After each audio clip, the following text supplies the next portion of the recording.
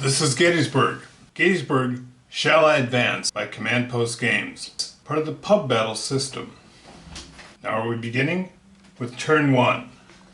Buford's mounted infantry sets up to receive, and Joshua Reynolds with his 1st Corps is racing up to Gettysburg.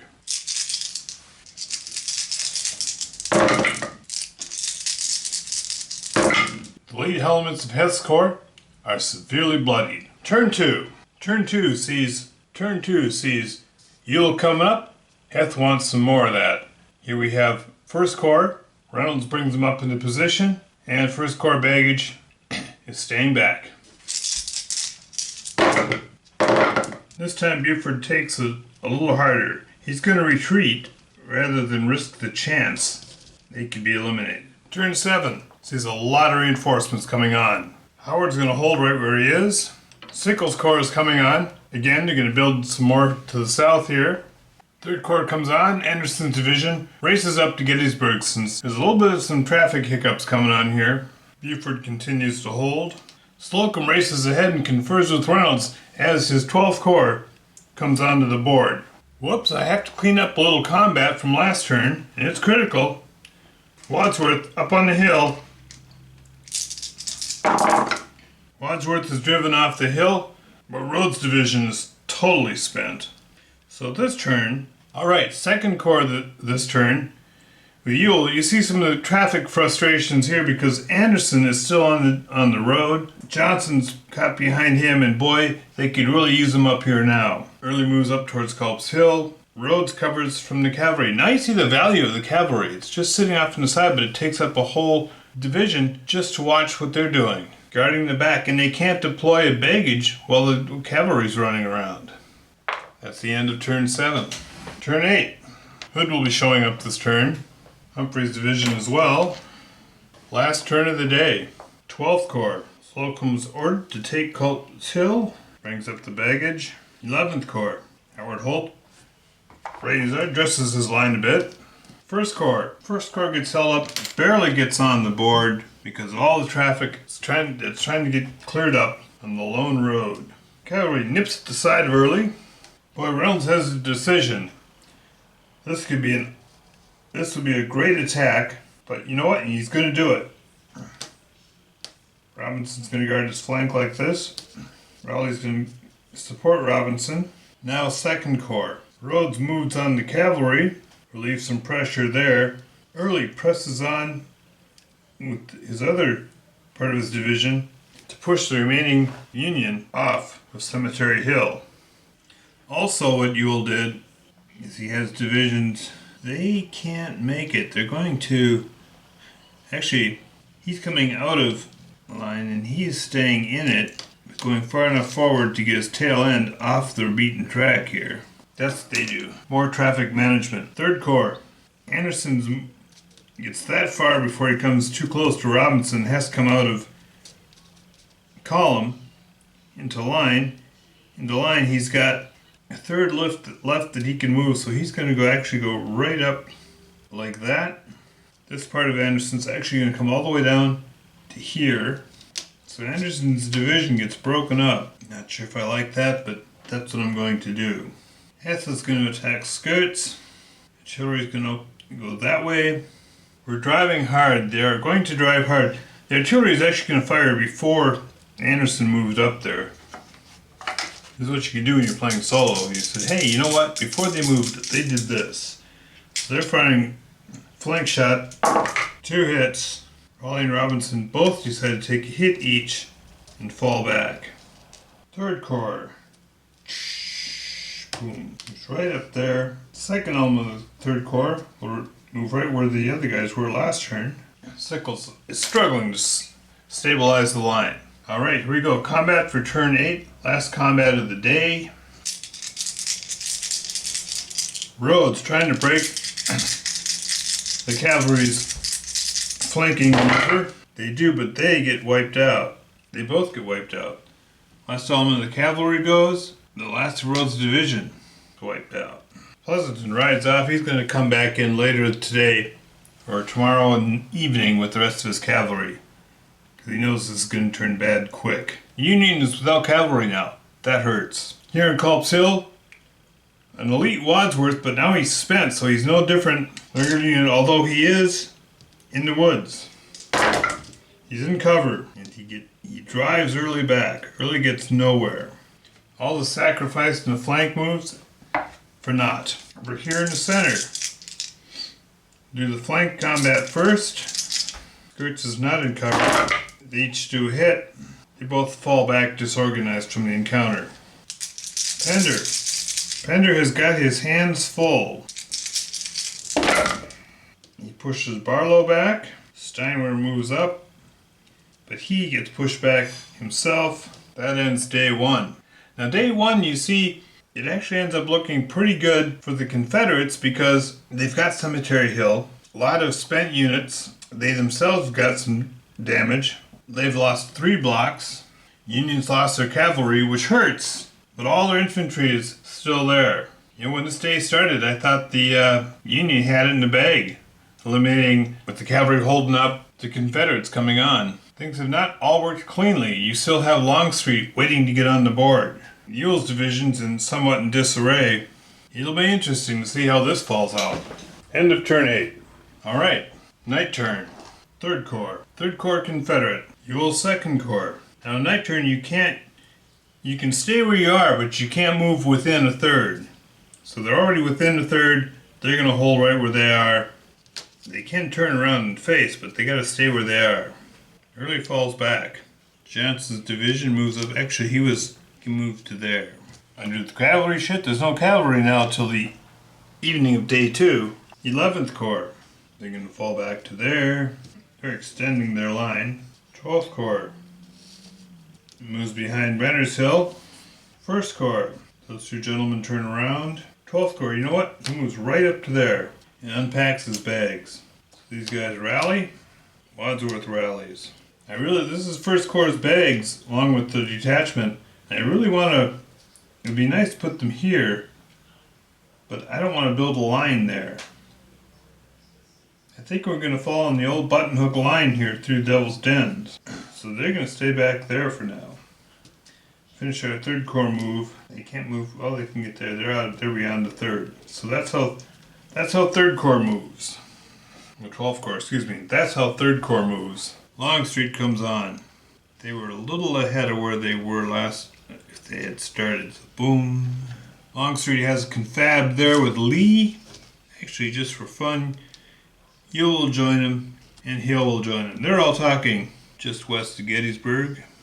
2nd Corps shows up. That's Hancock and Meade. The Federal commander is on the board. They're meeting with Howard, just about a mile and a half south of the whole Confederate command. One of their topic of conversation is sure to be where they should put all the artillery that's coming on right here. And that is the night turn complete. I, for one, shall be very interested to see what happens tomorrow. Gettysburg. Day 2, turn 1. A.P. Hill's 3rd Corps.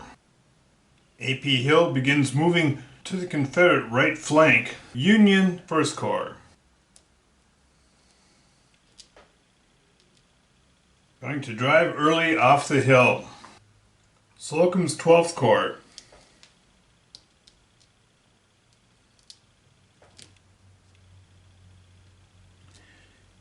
Swings to the Federal right. 2nd Corps backs off the hill. Longstreet's Corps begins expanding east of Gettysburg. Humphreys' Corps makes room for Hancock's 2nd Corps. Hancock's 2nd Corps occupies the peach orchard. Sykes' 5th Corps comes in. At this point, it becomes quite clear that the Confederates are going to have to do something magic to win this one. Gettysburg, Day 2, Turn 2. Confederate 3rd Corps is drawn. The artillery opens up on Steinway. There to there. Confederates shoot high. 11th Corps under Hancock falls back. Hancock bolsters his position south of the peach orchard. Longstreet begins carving away at the edge of the Union line. Union artillery moves up. Part of it joins Wadsworth right here. Part of the reserve is behind these two units. Now at this point, it's not going to do anything but suffer if these guys get retreated, but next turn, they can switch around and fill in where they want. This rest of the artillery is moving up, fill in the western portion of the line. 2nd Corps moves. Johnson's fresh division attacks the hill before the artillery gets put into place. 12th Corps backs away, just like that. Combat up on the hill. Union 1st Corps has cover. They know this is important, that fighting is heavy on the hill.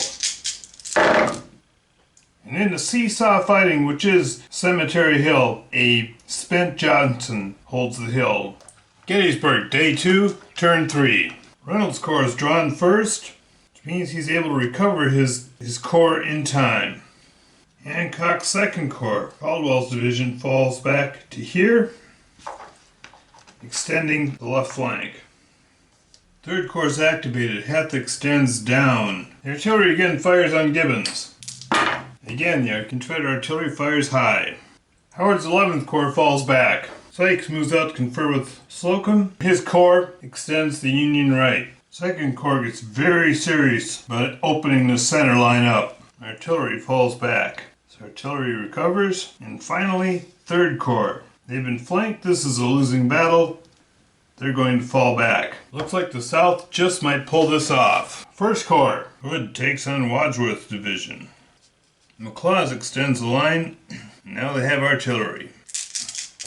Wadsworth is in cover but flanked, which means they'll be at -1 and the Confederate units will be even.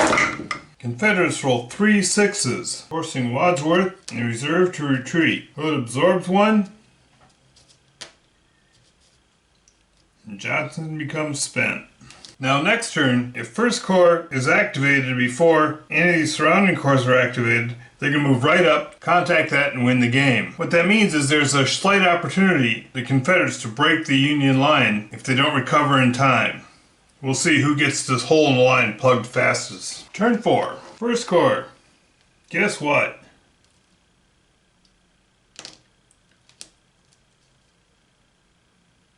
Rowley's going to plug that. Johnson's going to plug that. Johnson's going to move like that. The artillery reserve is going to fire on Johnson there. +1 on a hill, -1 because he's flanked.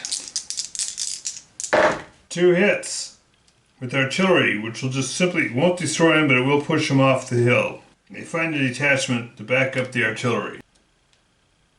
Slocum's Corps attacks Hood's division. Hits north of the Peach Orchard, trying to drive back any gains made by the secessionists. Barnes and Ayres go forward with Sykes' Corps. Crawford protects the flank. Artillery reserve! This artillery is going to fire at Anderson. Drive Anderson back. His artillery is firing at that artillery. No hits. Oh, nope, they get 1. 1st Corps. They're not going to back away. They're not going to change the attack. 3rd Corps. Within range. The baggage so they can recover. Anderson recovers. Slight dressing of the line. Turn 4 combat. Over here attacking, the artillery fires first and completely misses. They get 1 hit, artillery becomes spent. Next round, 2 wounds each, 2 hits each. They keep at it. Ultimately they hold. Next one.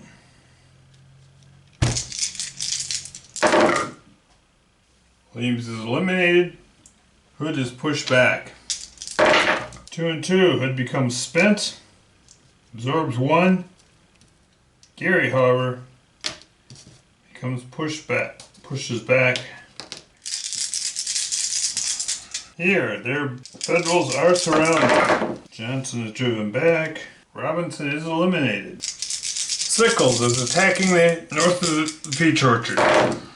That battle ends with Sickles' 3rd Corps barely hanging on. Ends combat turn 4. Day 2, turn 5. Hood falls back to lick his wounds. Artillery fires at Early.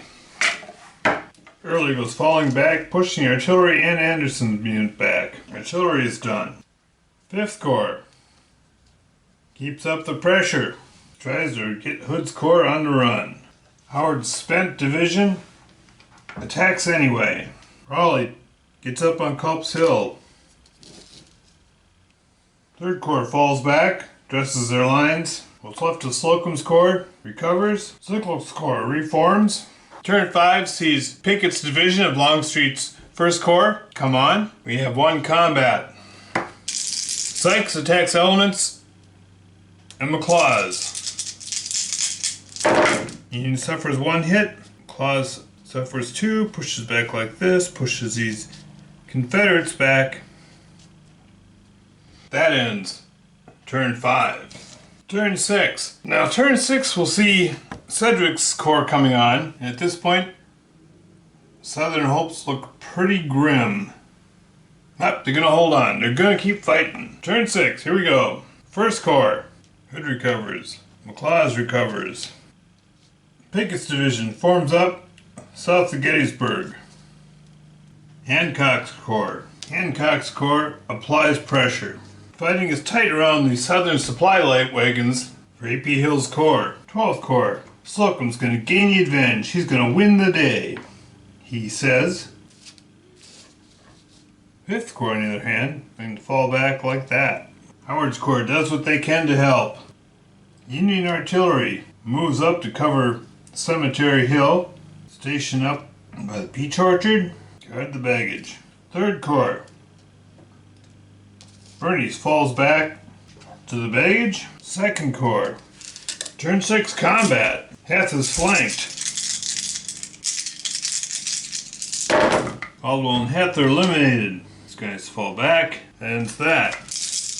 Elements of Penders trying to protect baggage train. Each delivers 1. That pushes Pender back, who pushes those guys back. Now Hayes couldn't contact this turn, but it looks pretty grim.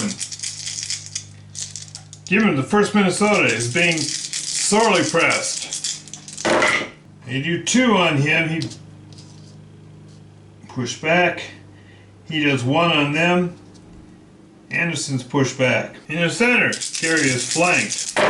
1 hit and 2 hit. They both suffered or inflict 2 hits. So he falls back like this. That looks like that. And Johnson fall back like that. And that is the end of the combat on turn 6. Turn 7. Now this can come down to whoever gets initiative and can get there first. 6th Corps. We're not sure where we're going to need this guy to go. This is the supply train. Yep, we're going to send him this way. 12th Corps is just within range of the baggage. They recover.